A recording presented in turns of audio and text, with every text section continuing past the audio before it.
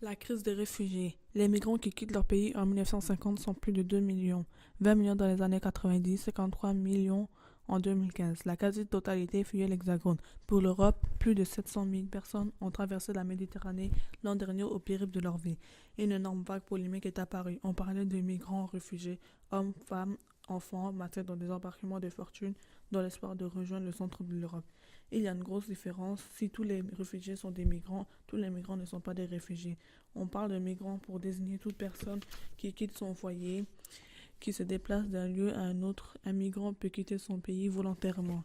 C'est le cas des migrants économiques qui déménagent pour trouver du travail pour une meilleure vie.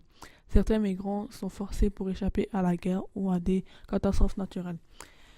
Il y a un texte de loi qui a été écrit, qui est la Convention de Genève, adoptée en 1950, qui précise qu'un réfugié est une personne qui craint avec raison d'être persécutée du fait de sa race, de sa région, de sa nationalité et de son appartenance à un certain groupe social ou de ses opinions politiques en cas de retour dans son pays.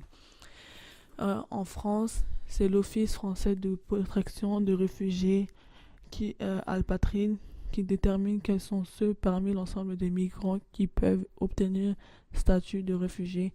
L'opération peut prendre plusieurs mois ou plusieurs années.